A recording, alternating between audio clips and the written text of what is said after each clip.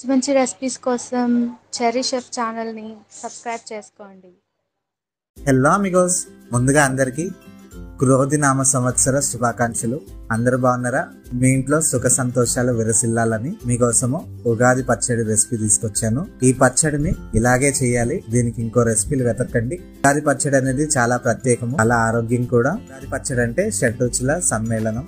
ఇందులో మొదటి రుచి అయిన పులుపు కోసము చింతపండును తీసుకోండి, చేదు కోసము వేప పువ్వును తీసుకోండి, తీపి కోసము బెల్లాన్ని తీసుకోండి, ఘాటుదనం కోసము మిరియాలను తీసుకోండి, వగరదనం కోసము మామిడి పిందెల్ని కట్ చేసుకుని తీసుకోండి, లవణం కోసము ఉప్పును తీసుకోండి.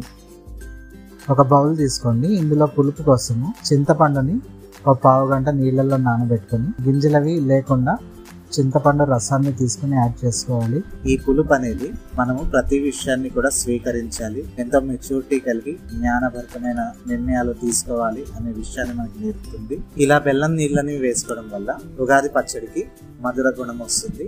ఈ మధురం అనేది మన జీవితంలో ఎదుర్కొనే సంతోషాలు, ఆనందాలు, సంబరాలు వీటన్నిటికీ కూడా ప్రతీక. ఉష్ణం కోసం మిరియాలను తీసుకుని వాటిని పొడి చేసుకుని యాడ్ చేసుకోవాలి. ఇలా పొడి చేసుకుని యాడ్ చేసుకోవడం వల్ల మన పచ్చడికి ఘాటుదనం ఏర్పడుతుంది. ఈ ఘాటుదనం అనేది మనం కలిగి ఉండే కసిని అలాగే ఎదుర్కొనే సాహసాలకు సాదృశ్యంగా ఉంటుంది. లవణం కోసం ఉప్పును తీసుకోండి. ఈ ఉప్పు అనేది మన జీవితంలో మనం ఎలాంటి పరిస్థితుల్లో ఉన్నా సరే సమతుల్యంగా ఉండాలి, బ్యాలెన్స్డ్ గా ఉండాలి అనే విషయాన్ని మనకి నేర్పుతుంది. వగరదనం కోసము మామిడి పిందెల్ని కట్ చేసుకుని యాడ్ చేసుకోవాలి. మామిడి పిందెల్లోనే వగరు ఉంటుంది. మామిడికాయలు తీసుకుంటే కొద్దిగా పులుపు కూడా మిక్స్ అవుతుంది, కాబట్టి మామిడి పిందెలే తీసుకోండి. ఈ వగరదనం అనేది మన జీవితంలో ఎదుర్కొనే సమస్యలు, కష్టాలు, సవాలులు వీటన్నిటికీ కూడా ప్రతీక. ఇప్పుడు ఇందులో చేదు గుణం కోసము వేప పువ్వులను తీసుకోండి. ఈ చేదు గుణం అనేది మన జీవితంలో ఎదుర్కొనే దుఃఖాన్ని, బాధని, ఇబ్బందుల్ని సూచిస్తుంది. ఇప్పుడు వీటిని బాగా కలుపుకోవాలి, అంటే మన ఉగాది పచ్చడి రెడీ అయిపోతుంది. ఈ ఉగాది పచ్చడిలో 6 రుచులు ఏ విధంగా మిళితమై ఉంటాయో అలాగే మన జీవితంలో కూడా సుఖ దుఃఖాలు, కోపతాపాలు, కష్ట నష్టాలన్నిటితో కూడా మన జీవితము మిళితమై ఉంటుంది. వీటన్నిటిని కూడా మనము సమతుల్యంగా స్వీకరించాలి, అప్పుడే మన జీవితము పరిపూర్ణమవుతుంది.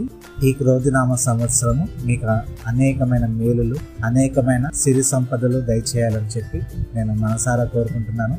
వీడియో నచ్చిందా అయితే లైక్ చేయండి. ఛానల్ని సబ్స్క్రైబ్ చేసుకోలేదా అయితే వెంటనే సబ్స్క్రైబ్ చేసుకోండి. మీకేమైనా రెసిపీ కావాలంటే కామెంట్ చేయండి. మరి ఒక మంచి రెసిపీతో కలుద్దాం. Cherry chef signing off.